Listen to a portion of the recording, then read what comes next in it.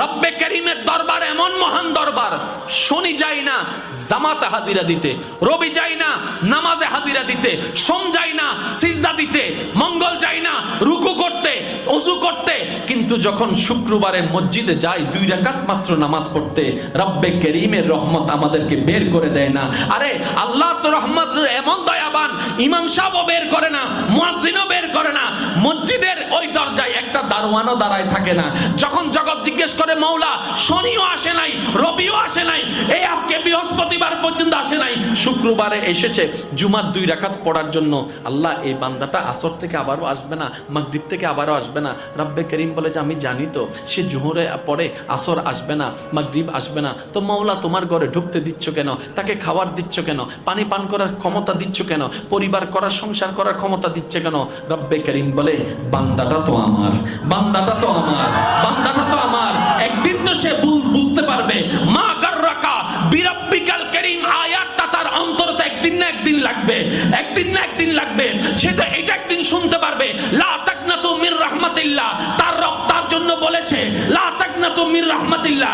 একদিন তো তার সদয় হবে, একদিন তো তার সদ্বুদ্ধি হবে, একদিন তো তার অন্তর গামবে। যেদিন সে শুনতে পারবে মা গাররাকা বিরাব্বিকাল করিম, সেটা একদিন আসবে। লা তাকনাতু মির রাহমাতিল্লাহ শুনে তার অন্তর শীতল হয়ে যাবে। ইন্নাল্লাহা ইয়াগফিরুয যুনুবা জামিআ, বলবো আমি আল্লাহ বলেছি, তার গুনাহ মাফ করার ওয়াদা। সেই কথা শুনে আমার কাছে তওবা করবে, আমি আল্লাহ ক্ষমা করে দেব। সুবহানাল্লাহ। দুনিয়ার মানুষ একটা ভুল করলে আপনজনকেও আমরা দূরে সরাইয়ে দিই ভুলের মাত্রা অনুযায়ী। দুনিয়ার মানুষ প্রিয়জনেরা যদি ভুল করে তাদের সাথে সম্পর্ক পর্যন্ত আমরা বিচ্ছেদ করে ফেলি, ব্রেকআপ করে ফেলি, আমরা দূরে সরে যাই। কিন্তু রব্বে করিম এমন দয়াবান, বান্দা একটা গুনাহ করে আল্লাহকে নারাজ করে, 2টা গুনাহ করে আল্লাহকে নারাজ করে, এইভাবে গুনাহ করতে করতে নিজের গুনার কথা একটু স্মরণ করুন। কমপক্ষে 10-20 হাজার গুনাহ আমাদের আমলনামায় আছে, তার মানে 10-20 হাজার বারের বেশি আল্লাহকে নারাজ করেছি। কিন্তু বান্দা যখন একবার তওবা করে, রব্বে করিম সমস্ত নারাজি ভুলে যায়, বান্দাকে আপন করে নেয়। সুবহানাল্লাহ।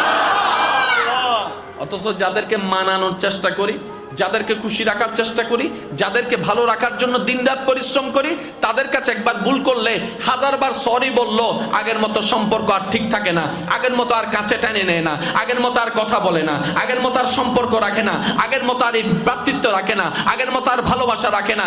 একটা ভুল করার কারণে 1000 বার ভুল করার পরও যে দরবারে রহমত সর্বদা খোলা থাকে, এটাই হচ্ছে রহমানের দরবার। বলেন সুবহানাল্লাহ। আর আমরা গাদার গাদা, এত গাদা